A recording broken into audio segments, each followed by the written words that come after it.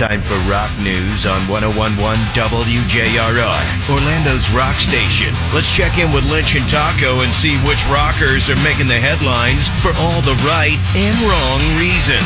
101.1 WJRR. Well, before we get to rock news, we should probably give out the keyword again.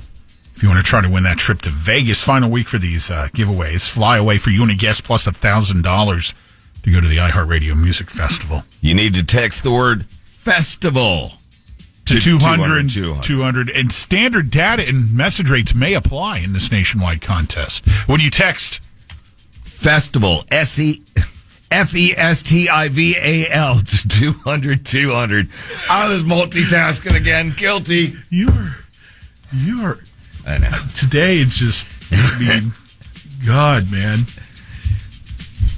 All right. Good news, bad news for fans of The Cure. No, because I'm a fan. Their longtime keyboard player, Roger O'Donnell, has gone public with his cancer diagnosis. Lymphoma, form of type of blood cancer. Said he ignored his symptoms for a while before finally going to see a doctor. And with this being So my father-in-law had Blood Cancer Awareness Month, he felt it was important to make his story public and to urge people to make sure if they suspect something to please seek treatment. It's no joke. Earlier, it's common sense. The earlier you catch something, the quicker. Meantime, The Cure are set to release their first new songs since 2008. Now, they've been performing these two new songs, and Nothing Is Forever and I Can Never Say Goodbye as part of their recent live shows. But the songs hadn't been available. That will be changing with the release of Novembre, live in France, 2022, featuring the first new song since 2008. So all right. Be able to grab that if you're a Cure fan. What else? There's huge news internationally that Oasis has announced the reunion and the tour dates they've announced so far in Europe. This is going to be interesting to see. They've put tickets on sale for these shows, and immediately they got onto the resale market for astronomical amounts of money. Drives me crazy. Oasis puts out a statement saying they're going to cancel tickets that are not sold legitimately for face value. However, that's going to be kind of difficult for them to do, as it's not illegal there to, as much as it is here in the U.S., perfectly legal now to have a secondary ticket market. Some tickets are going up to $8,000. $8,000 on the secondary market. I'm sorry, if you're buying a ticket for $8,000, you have an issue. Or you have lots of money and it just really is not a concern. Yeah.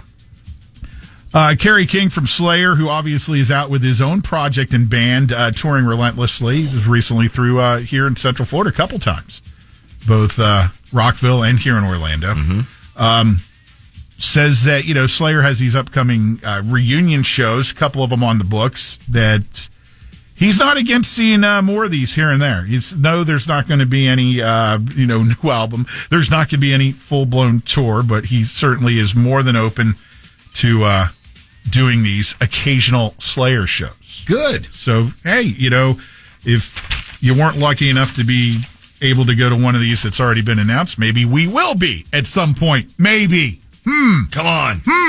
Be perfect if you played it, let's say, I don't know, the Plaza Live.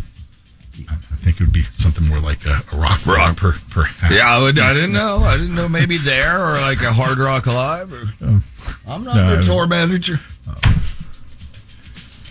If you're an old school Central Florida metal fan, you probably know the name Nasty Savage from back in the day.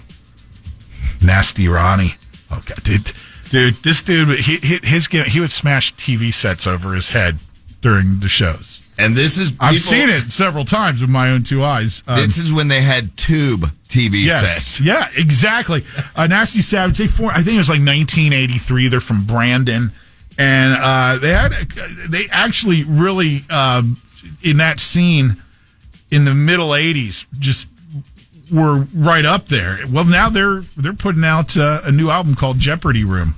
This is kind of the second or third time second time at a comeback, but full new album recorded at the legendary Morris Sound Studios in Tampa. So any of you old schoolers, you have that to look forward to. And fans of that, don't forget that we have, what is it? We have Exodus tickets all week, right? We do. We'll do those at the end of the show for Attention Pays.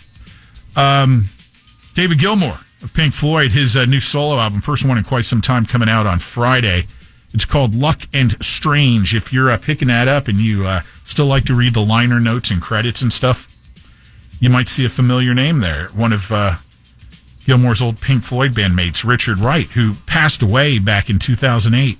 Yet he's still credited on the new album because Richard used to play with Dave back in the day. Okay. And after a successful tour, they tinkered around and recorded some stuff almost 20 years ago that is now just seeing the light of day on this new album coming out Friday, which is kind of cool.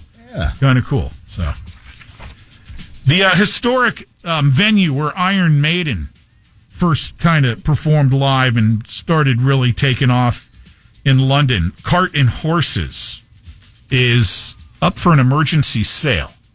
The folks who run this, or should I say lease this right now, are very concerned, even though they have a long-term lease, that the owners of the building are trying to price them out rent-wise and change the historic music venue and pub into something else. They're pleading that somebody associated with the music industry just buy the place, keep it a pub that plays and hosts live music, and keeps part of a very important slice of history alive. The Cart and Horses pub in London. If you're up for that, Why wouldn't Maiden just buy it? They're printing money, right? I would think that too, but don't they have their own jet? They've got enough money to do anything they want. So we'll see. We'll see. I just thought that was interesting. Run to the hills, man. Run for your life. Run to the pub and buy it, guys.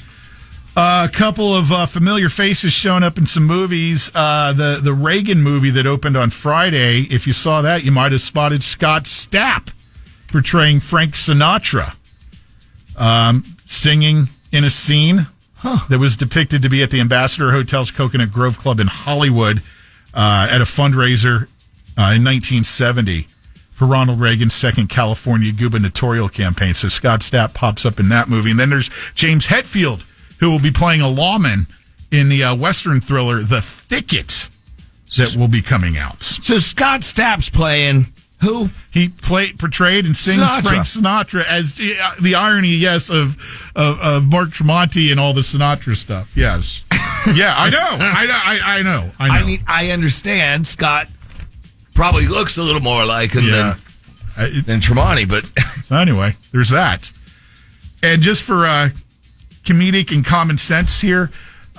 Reading this interview with Styx from Steel Panther, and a question was asked, and this is a good question. I've wondered this myself. Is like, how have you guys avoided the whole cancel culture thing with what Steel Panther does? Which everything is just cancelable. Yes, from top to bottom.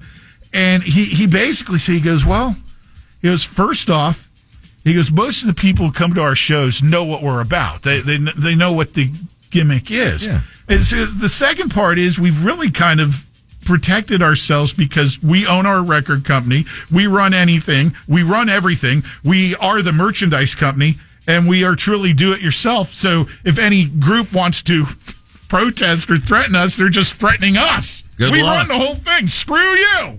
Now I love it. I don't know if the same goes for Eminem, but that new Houdini song they put out, he calls it cross-dresser straight out. I'll try to find it and play it for you, Pat, where I was driving and I heard it, and dude, you're ballsy. Ain't canceling me. Blip, blip. And, I guess we should probably mention that it is a Tuesday ticket takeover as well on our Instagram. More chances there at 1011 WJR for you to win tickets for the JR Roadshow with us, Stained and Breaking Benjamin. Mm-hmm. Multiple people are picked by promotions. Hopefully you'll be one of them at 1011 WJR. There you go. Swing by that at some point today. And that's your rock news for this morning. Follow us on